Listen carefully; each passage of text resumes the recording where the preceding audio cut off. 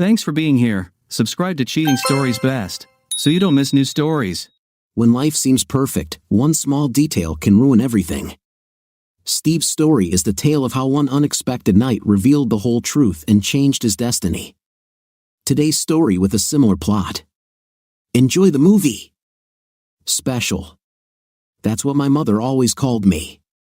I always thought she called me that because my parents lost their first 2 children, and I was born healthy. I didn't find out until much later that I really was special. When I was 6, my dad left. I became seriously ill and lay in bed for almost 3 weeks. When I recovered, he was no longer there. I thought he was away on a business trip, as sometimes happens, and would eventually return. But he didn't. I asked my mom, and all she said was that my dad was a good man and that he would always be my dad, whether he was with us or not. I later learned from my grandmother that when I got sick, he thought I was going to die and couldn't bear the thought of burying another child.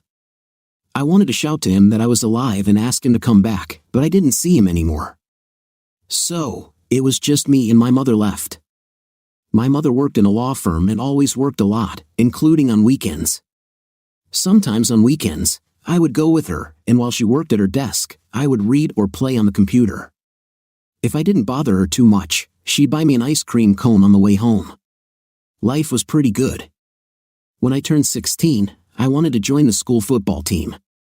This required parental permission, so I gave her the form at dinner that night. "Mom, I want to play soccer this year, and I need you to sign this form," I said, handing her the form and a pen. "Honey, I can't let you do this," she said with a sad expression on her face. "Why not?" "I won't get hurt or anything." "Steve, I can't risk it." "Wouldn't you rather run track or cross country?" she asked. "Mom, only nerds do that." "The coach said I would be great because of my body type." "Please," I begged. "Now, Steve, I just can't let you do this. If anything happens to you, I'll never be able to forgive myself." "Okay," I said in an angry voice. "I'll be the only one whose mom won't let him play." "Steve, how many of your friends' mothers had to bury their first 2 children? Until you understand what it's like, you'll have to trust my judgment. When you turn 18 and want to jump off a cliff, I won't stand in your way. But until then, you'll have to obey my rules." I got angry and ran out of the kitchen. I'm not a child anymore. She won't be able to babysit me for the rest of her life, I thought to myself. I was angry, but an hour later, I was standing in front of her and apologizing for being a jerk. "Sorry, Mom, but I really wanted to try out for the national team." "I know, but I think it's time to talk a little," Mom said. "If it's about proximity, then leave it." "I know almost everything I need to know," I said, feeling more than a little embarrassed. "Oh yes. Well, that's not what I wanted to talk about, but since you brought it up." I stopped her by saying we could always talk about it later and was relieved that she didn't press the issue. What teenage boy wants to talk about intimacy with his mother? "I wanted to say that you are special, very special." "Yes, I know. You always tell me that I'm special." "But Steve, I never told you why," my mother said, holding my hand. "You see, I was told that you are 1 in 10 million. You have a slightly different genetic structure and a rare blood type, something to do with the Rh factor, but I'm not 100% sure what it is.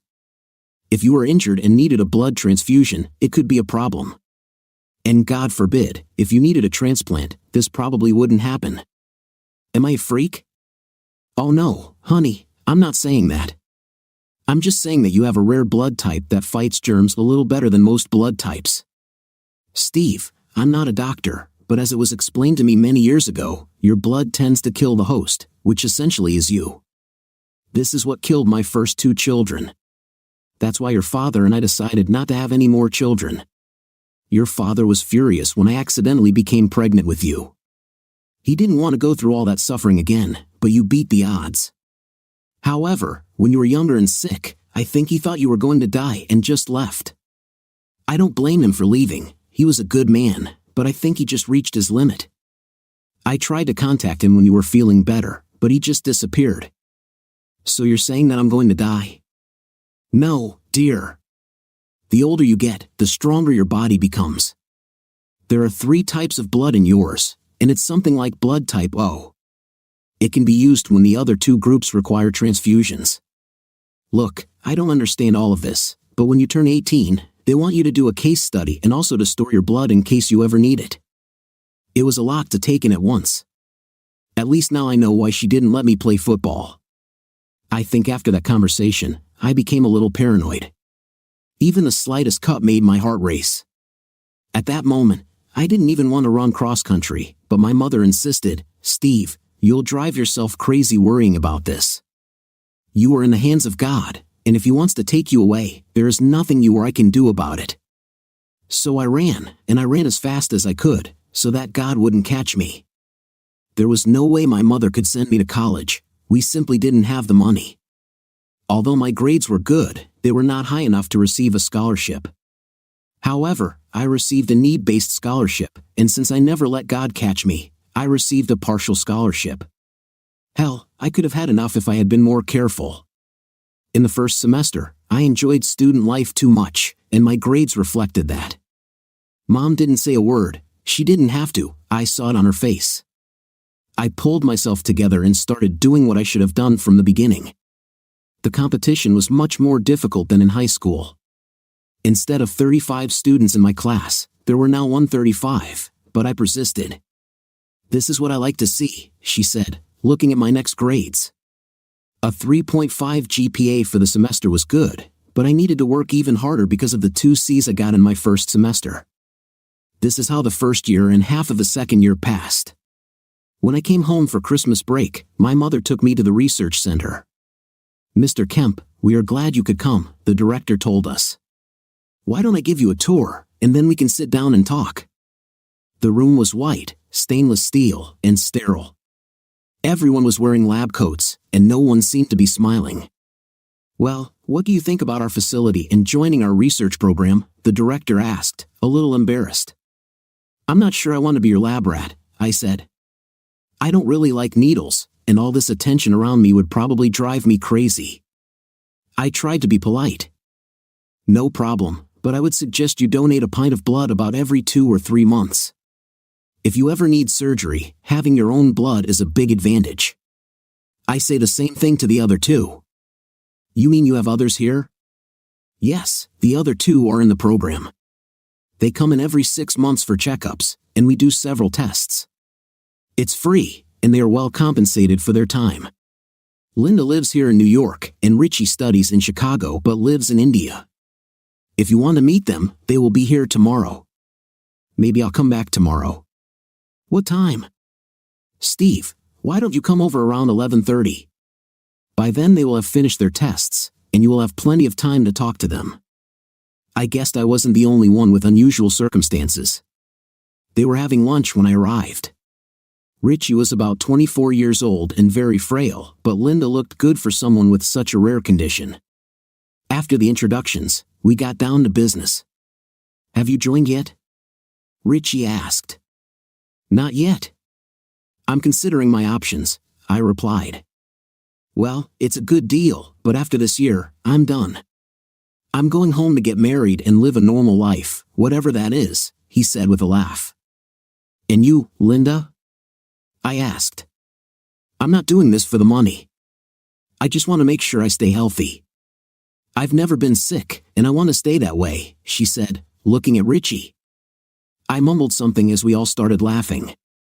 "Okay, I'm a guy, and you look really good," I said, finally regaining my composure. I saw Linda from time to time over the next 2 years, and we even started dating casually. During Christmas break, when I was in my second year of the program, we went out almost every evening. On the 3rd night, while walking her home, I kissed her. My house wasn't an option either because of my mom, so we chose a room at a Holiday Inn. On Friday, we had dinner and returned to the Holiday Inn for dessert. I knew her parents had money, but I didn't realize how much until I went to their house for Christmas Eve dinner. When I arrived at the house, as she called it, I swallowed hard. It was a mansion. "Steve, Linda tells me you're graduating next semester with a degree in sociology. What are your plans for the future?" her father asked, studying me from head to toe. "Mr. Andrews, I mean Bob, I plan to teach and do a little research." You can't make much money in that, he said. It all depends on where you teach and what kind of grants you can get. So we're talking about the upper 5 to 6 figures, I replied. Honey, money isn't everything, you know, Linda interjected. Daughter, I just want to know if you are serious about him. How is he going to support my baby? That's all. I wouldn't want you to go shopping with food stamps, he said, now smiling at his daughter. I thought to myself, I hope he doesn't fingerprint me or do a gut check. I was starting to get irritated. Does your mother work at a law firm in town, at Simon & Thompson? He asked. She's been there for over 20 years. It's a good company. I sometimes use their services. Where did she get her degree?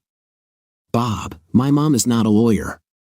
She is the billing and office manager there. Oh, sorry, Steve. I was just guessing, he said, trying to walk back his previous comment. The rest of the dinner went pretty much the same as the first part.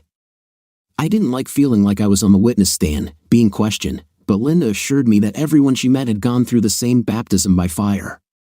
I understood her father's concern but still didn't like it. My grandparents, as well as my mother and Linda, attended my graduation. I had already taken a job at the local college to be closer to Linda. I was still living at home to help my mother with her expenses, but I began to look for my own place. Mom, why don't you sell the house and buy yourself a small apartment? What you get for the house could pay the rent in cash and still leave enough money in the bank to live on. Honey, are you trying to tell me something?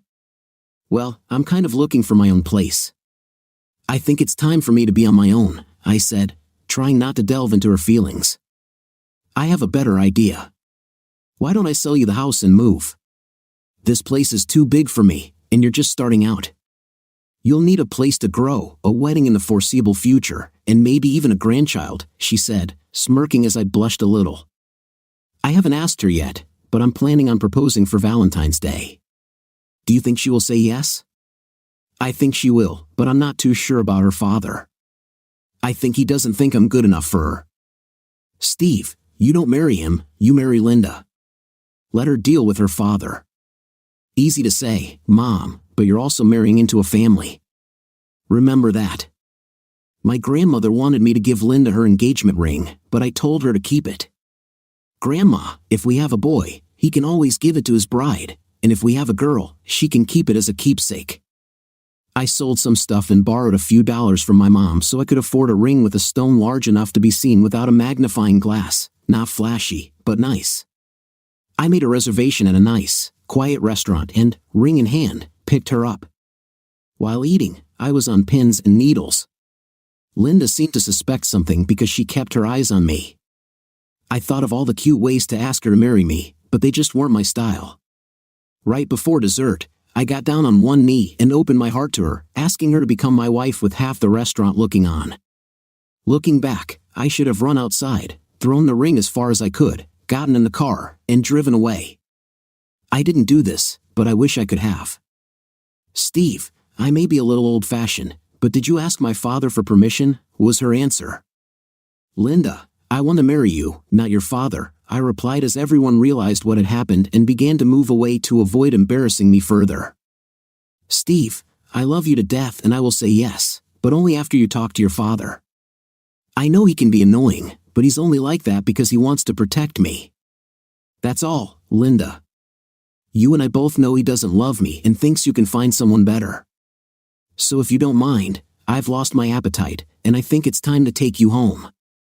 She tried to say something, but her words hit the wall. When we pulled up to her house, I got out, opened the door for her, gave her a quick kiss, and got back into the car. Steve, aren't you going to come in and talk to my dad? You talk to him. He loves you much more than me, I said as I started the car and drove away, leaving Linda with tears in her eyes. I think it was a cowardly move, but if she had to ask her dad's permission to marry me, where would it end? I'd probably have to clear every major decision with him, and I wasn't going to start out like that. I'm afraid she was, and will remain, Daddy's girl. She called me a dozen times, but since my phone was off, it didn't matter. Mom was sad and sympathized with me but did not take sides. I drank 2 beers and went to bed. After all, I still had to go to work in the morning. I saw him at the back of the room as I began to lecture. I made sure it was the most professional and eloquent lecture I had ever given, if anything to show Daddy that I was not a timid little boy trembling before his almighty dad. There was no applause when I finished, but at least no one fell asleep. I watched as he approached the pulpit. Now he was in my territory. "Steve, do you have a minute?" "Sure, Bob. How can I help you?" I asked, knowing why he was here. "I heard you want to marry my daughter, and to be honest, I have a few concerns about it," he began, before I interrupted him. "Bob, I don't know where you got this information, but I can assure you that I am no longer interested in marrying your daughter." "But Linda said you had a ring and proposed." "I don't understand." "I actually proposed, but she said no, so I decided to move on," I told a shocked Bob. "That's not how I heard it." "But if what you're saying is true, then I guess I was misinformed," he said, trying to find a respectful way to leave. "I just told her I wanted to marry her, not her damn father." "No, I don't want to marry Daddy's daughter. Marriage is hard enough as it is. I don't want my wife running to her dad every time something goes wrong.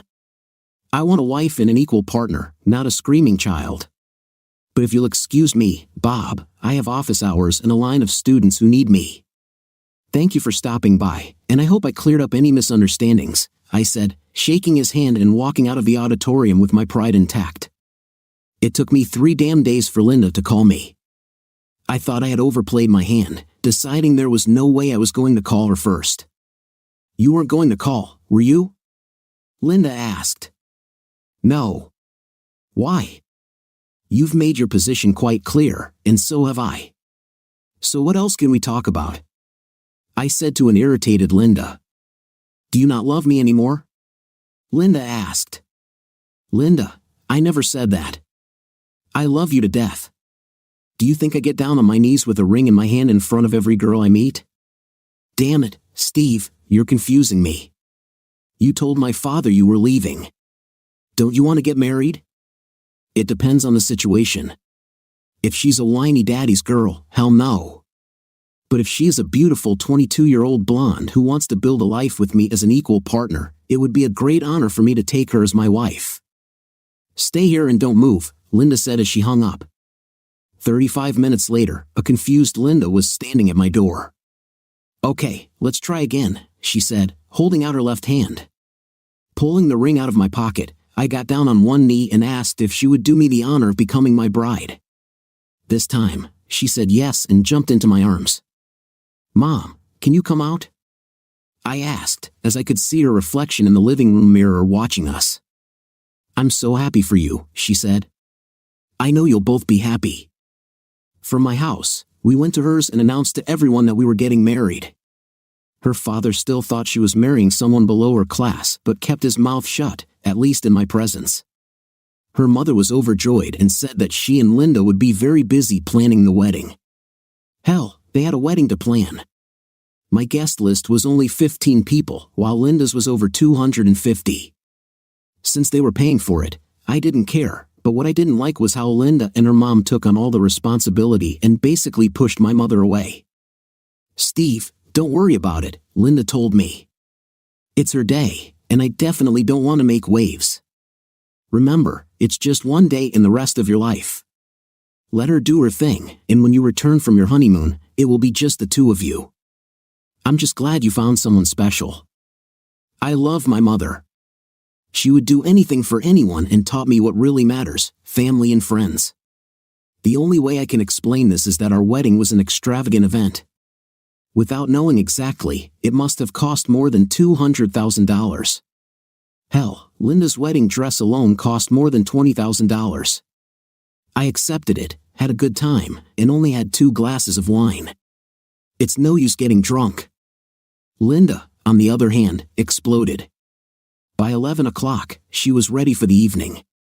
Her parents also paid for our honeymoon, a 7-day Weimar cruise in the Caribbean. You see, Linda got so drunk that she passed out in the chair downstairs. This is not how I expected to spend my wedding night. Her father flew us over on his private jet, and we spent the first day emptying her stomach and gaining sea legs. We were on a boat with 3 other couples, and, much to my disappointment, they were also members of the beautiful people group that I began to hate. If you have a lot of money, just don't throw it in my face. They were all tanned and beautiful, and the women on deck wore almost nothing. Linda, I don't want you walking around everyone.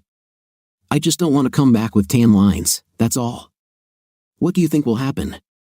Do you think I'm going to grab a couple of guys and poke their eyes out? Relax, will you? We did that night, but I swear to God I think I saw a couple of the crew members watching us. I was glad when the cruise ended. Last night, I almost lost control. Robert was dancing with my wife, and everyone was drunk as hell. We snacked on fruit, drank rum cocktails, and had a good time. Cal, one of the other husbands, suggested something that was beyond reason, and I couldn't stand it. A small scuffle ensued, and the crew had to separate us. I grabbed Linda and headed to our cabin, steam billowing away from me after I slammed the door. I came face to face with Bob the next morning. He apologized and said he was wrong. I was glad to return home. Now that we had rented a studio apartment, we were husband and wife. I like that phrase, husband and wife. I was happy, she was happy, and if her father hadn't interfered with our marriage, we would have remained that way. But he just couldn't let go. I tried not to say anything, but it was difficult. A new car and pocket money under the table caused some miscellaneous displeasure. But a year later, when we had a miss and Linda got pregnant, I almost lost it. Nothing was enough for his little girl. We got a new apartment with no fewer than 3 bedrooms, children's furniture, and clothes, lots of clothes for Linda when she outgrew what she had. Hell, I was happy at work, and sometimes I was afraid to go home and see what new thing was waiting for me. My mother always knew what to say. Joanna, named after her grandmother, was born with 10 fingers and 10 toes and was healthy. We all knew there would be problems, but Linda had the best treatment money could buy. The first year, I held my breath, and from then on, she became a daddy's girl. Don't get me wrong, Linda loved our baby, but she didn't want to be bothered by all that motherhood. We had a nanny. One morning, I thought we would become a family, but that didn't happen. Her family or their friends always got together. I loved my job, but the hours weren't 8 to 5, and I often found myself working at home outside of class. Honey, why don't you go without me? I'll stay here with Annie, as I now call her, and do my work, I told her. She has always been like this. We had a great intimacy life, I had a fantastic job, and a family that most men would kill for. I had it all. However, I soon found myself missing many events. After a while, Linda stopped asking me to go with her, and if I really wanted to go, she sometimes tried to dissuade me. All the rich, powerful, and beautiful people were always there. Husbands worked, wives went to the spa or shopping, and I had nothing in common with any of them except Linda. Her father was always introducing her to his new acquaintances or friends, and I was always standing in the corner, trying to start a conversation with this or that person. Mom finally sold her house and moved into a small apartment. She picked Annie up once a week and apparently developed a relationship with her. My mother loved this little girl very much. Darling, would you be very upset if I went with Dad for 3 days? His friend had just bought a new boat and invited him for a test run. Mom doesn't want to go, so he asked me to accompany him. This is only for 3 days, please. Next week, she left, came back, and life continued as usual, or so it seemed to me. The parties and meetings continued, and as I contemplated the possibility of pursuing a PhD, I kept myself busy, especially when Annie needed me. Mom was the first to notice the changes. Linda has been away a lot lately. Are you okay? Everything is fine. I have Annie and my work to keep me busy. You're probably right. I'm just a worried mom, that's all. At the next party, Linda didn't even mention her until she was walking out the door. I'll be back before midnight, she said, blowing me a kiss. Where will it be? I asked. Randy and Peg's, you know, she replied. Don't work too hard. Hell, I didn't have much to do anyway, so I decided to surprise her and meet her there. I left Annie with my mom and headed to the party. I walked in, drink in hand, and started looking for Linda. Where the hell is she? I asked myself, not finding her downstairs. When I walked up the stairs, I had no idea where to go. I saw several people, but Linda was not there. Then I heard it. It wasn't loud, more like a muffled whisper, but I immediately knew what it was. The sound came from a room 2 doors to the left in the corridor. I tried to turn the doorknob, but it was locked. I probably shouldn't have knocked on the door, but I wanted to get in right then. A small crowd gathered as I screamed at Linda to open the door. I waited but didn't hear anything. Pushing everyone aside, I almost ran downstairs. With shaking hands, I started the car and tried to drive away. Randy came out and tried to stop me, but I told him that if he didn't move, I would run him over. "Randy, can you do me a favor and please tell my cheating wife not to come home today? With the mood I'm in right now, I shouldn't be talking to her," I said. I left, took Annie, and as upset as I was, I didn't tell my mom anything. There was no point in upsetting her either. My phone rang, and I threw it out the car window. I saw it bounce twice before being run over by another car. With Annie in bed, I just sat in the dark. I didn't understand how, why, or for how long. All I knew was that I couldn't stand it. What real man could? Linda arrived the next morning. I was still sitting in the same chair as last night, and by the looks of it, Linda was awake too.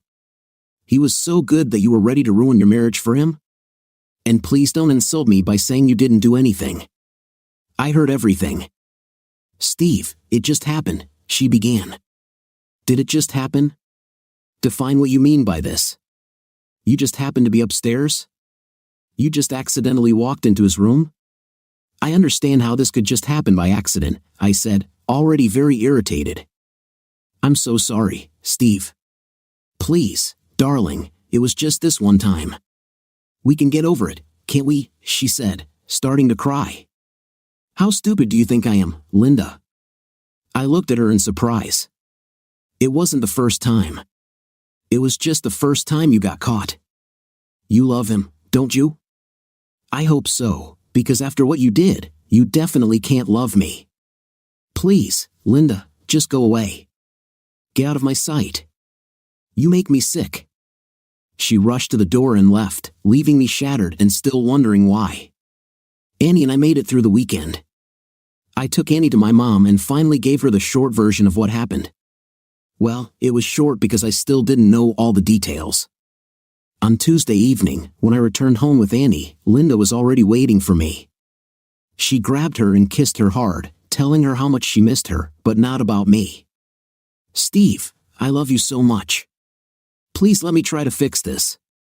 How are you going to give me back my nightmares of the last few nights? Just tell me, why was I so bad in bed that you needed to find someone better? I just don't understand," I shouted at her. "It has nothing to do with intimacy. You just don't want to do what I want anymore. I can't sit in this place night after night. I got bored with our life. I wanted more. So apparently, you needed an affair to spice up your life. At least you weren't bored anymore. Steve, I didn't want to cheat in the first place. It just happened. We got deeper and deeper into it, and that night we finally made it. I am so sorry, Steve. Believe it or not, I still want you. I want to go back to the family life I had before all this," she said, now pleading with me. "I also wish I loved you more than anyone before, but it will never be the same. You took from me what you can never get back, my pride. I know your father knows, and if he knows, then your whole family knows. If I had to guess, I would say that your father arranged this for you or at least had a hand in it." At these words, Linda covered her mouth and began to cry again. "Well, now I have the answer, and you want me to just forget about everything as if nothing happened. Your father drew a line, and you crossed it. I hope you both are happy." Linda left, and if I thought things could get worse, I was wrong. The next day, while I was at work, Linda, or someone else, took all of her and Annie's things out of our apartment. She left, and so did my daughter. At school, I was served with divorce papers and a restraining order. She wasted no time. She was obviously in a lot of pain. I found a lawyer, but they immediately told me that they held all the cards. "Steve, you will never get custody, and they are not even asking for alimony or maintenance. Make the best visiting agreement and stick to it. If you resist, they have the money and power to hurt you. To hell with it. I'm tired of Dad always getting his way. Get shared custody. What else can he do to me? I said. Okay, I was naive and perhaps a little stubborn when I rejected her first offer. The blow came hard. I was accused of harassment and fired from my teaching job. I was not given any process, just removed from my position. I'll go to the ACLU, I told the college president. Let's see. Bob called the support club. They called you. You paid a needy student to say I did something, and I was fired in just 3 days. They'll love it. Steve, I'm not saying yes or no, but what will it take for you to disappear? He asked me. $500,000, a clean work record, and you'll never hear from me again, I said. We don't have that kind of money. I didn't say you have to. Just call your friend Bob and pass on my offer to him. Also, tell him that I will refuse shared custody but will insist on unsupervised visitation. Don't worry, he'll agree. He loves to win. I got my money and could see Annie 1 weekend a month. I moved out of my apartment and into a small apartment in the same building as my mother. Life essentially sucked. Over the next 5 years, they did everything they could to brainwash Annie against me. I was the reason for the breakup, and they spoiled her to the point where she became a younger version of Linda. As for Linda, she ended up marrying Don, the same idiot I caught her with that night. He was 10 years older than her, and she found that he was even less sociable than I was. Weekends with Annie got so bad that I stopped picking her up. My mom still sent her holiday cards, but she basically disowned me. Then, 2 years later, I got my comeuppance. They were all in a terrible car accident. No one died, but everyone was badly injured. Mom went to the hospital but was made to feel unwelcome. She hadn't done anything wrong, she was only trying to be a good grandmother to Annie. A man can wear an Armani suit, but underneath, he can still be a jerk. Steve, Dr. Ryan from the research facility. I know we haven't talked in a while, but I have a serious problem and need your help. A person with your disease urgently requires a liver transplant, and you are our last hope, he told me. Have you tried Richie? I asked. He refused, even with a large cash offer. It's a risky operation, and he believes he could put his family in danger if he dies. Like he said, money isn't everything. How much are they offering? I asked. $5 million in advance. Wow, that's a lot of money. So will you agree? I wouldn't say yes. Who is the patient? They want to remain anonymous. You know, I certainly understand, Doc, but I'm sorry, I'm just not interested. Steve, you are our last hope at the moment, he insisted, trying to influence me and make me feel guilty. Sorry, Doc, but you'll have to find someone else, I said, hanging up while he was still begging me. 24 hours later, Plan B emerged. Linda's mother came. I wasn't even going to open the door, but at least she had been polite to me in the past. Steve, you look good. Do you have a minute to talk to me? Is it really important? Of course, and please come in. I think you know why I'm here, Steve. Linda was in an accident and is in critical condition. She urgently needs a liver transplant or she will die, she said, tears in her eyes. Damn, this is bad. Give her my best wishes when you see her, Steve. I may not have been clear. She needs a liver transplant or she will die, she said again, her voice shaking. I could see her disappointment. I almost felt sorry for her. I'd really like to help, but as Bob always told me, I have a problem with it. But if you'll excuse me, I have dinner and don't want to be late. Complete shock was the only thing that could describe the expression on her face. Steve, she's going to die if she doesn't get a transplant, she said again. And, I heard you the first time, and like I said, I'm sorry I can't help. But give her my best wishes, I said, pushing her out of my apartment. Steve, I know you know about Linda's condition, Mom said over dinner. Yes, I really do. And what should I feel bad about this? Linda was your wife, Annie's mother. Yes, that's right. This is the one who cheated on me and turned my daughter against me.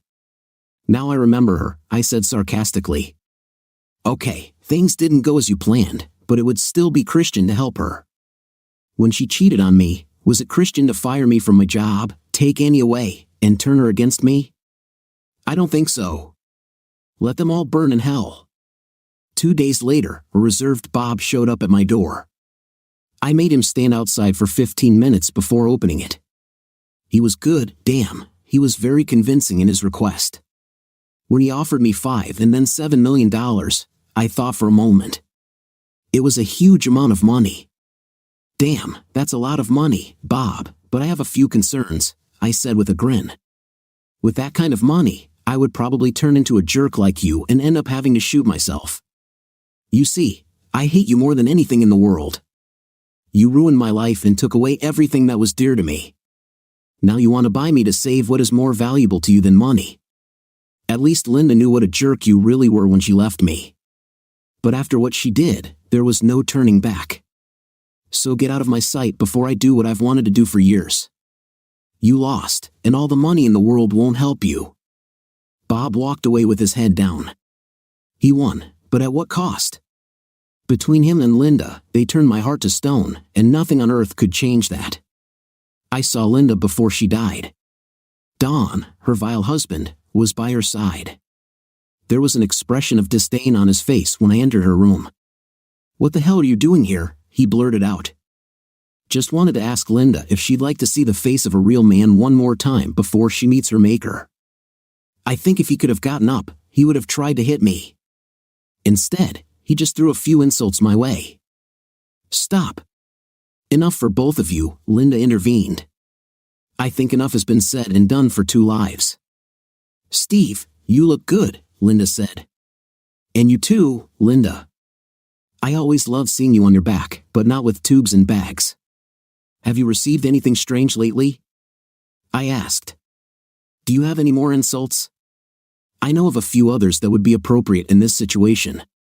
Let's just say I'm sorry for what I did to you and leave it at that, okay? Cold, Steve. Why are you here? Just wanted to see with my own eyes what a rich white trash dump looks like when it dies.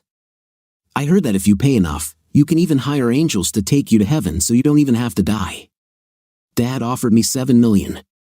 I think you'll have to at least double that amount for what you're looking for. The guy threw a washcloth at me and fell to the floor, coughing and trying to get to me. Steve, I didn't realize you hated me so much.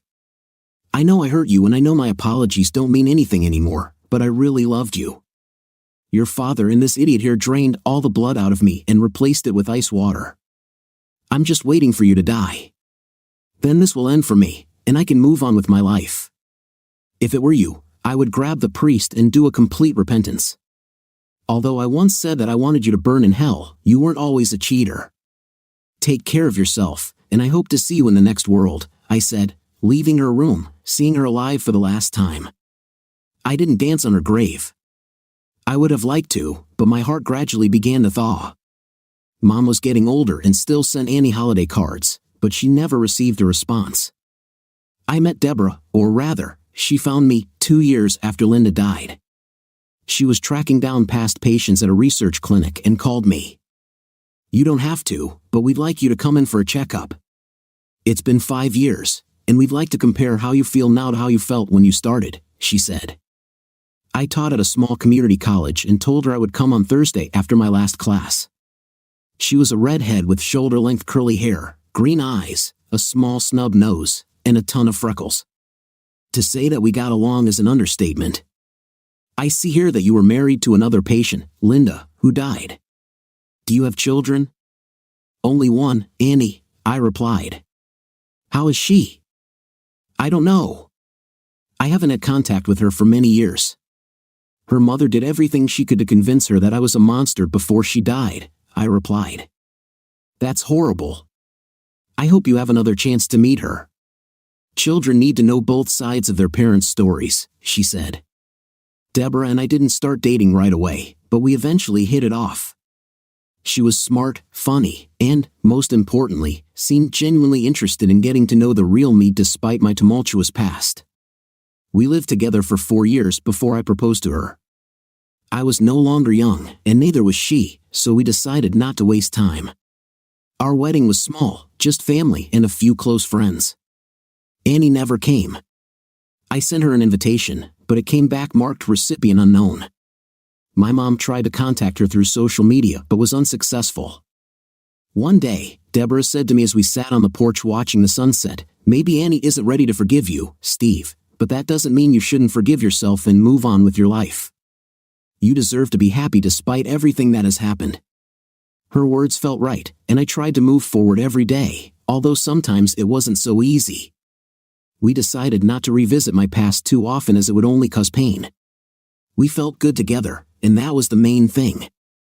Over time, I found peace in simply living in the moment, enjoying time with Deborah, and appreciating the quiet simplicity of our days. We often walked, gardened, and sometimes met friends for dinner. Life was calm, and that was all we needed. Even though Annie was a missing part of my life, I tried not to focus on the loss. My mother died a couple of years after we got married, and it was hard, but her legacy of love for life and forgiveness stayed with me. I often thought of her when I saw the sunset turn the sky fiery colors outside our house. Deborah supported me, and her unfailing love and understanding helped me come to terms with my past wounds. Although the burden of past mistakes weighed heavily on me at times, I learned to see them as lessons and not just sadness. We discussed the possibility of adoption since Deborah knew that I always wanted a big family. This prospect seemed attractive to both of us. She saw children as an opportunity to give something good to the world, and I shared her views. Life offered me a second chance at happiness, and I decided to take full advantage of it. Memories of past difficulties became less painful, and I learned to appreciate every day spent with my loved one by my side. As difficult as the path was, it led me to a place where I could be myself without fear of judgment. Deborah and I were able to build a life full of love, understanding, and, most importantly, reconciliation. By learning to let go of the past and appreciate the present, I found true peace that once seemed unattainable. This new chapter in my life has been filled with opportunities for growth and change, and I'm glad I was able to live it. At the end of this story, Steve goes through an incredible ordeal, from the betrayal of a loved one to a hard fight for his own dignity. His journey is full of pain, disappointments, and difficult decisions, but despite everything, he finds the strength to start over. Steve learns to let go of the past, forgive himself, and find happiness in the present. His actions, though caused by deep wounds, show how difficult it is to deal with betrayal. Steve chose the path not of revenge, but of self-development and finding new meaning in life. There is something worthy of respect in this, for he was able to turn pain into strength and loneliness into an opportunity for new love. May this story remind us that even in the most difficult situations, there is a chance for recovery and happiness. Write in the comments how you like this story. Thank you for being with us and see you in the next videos.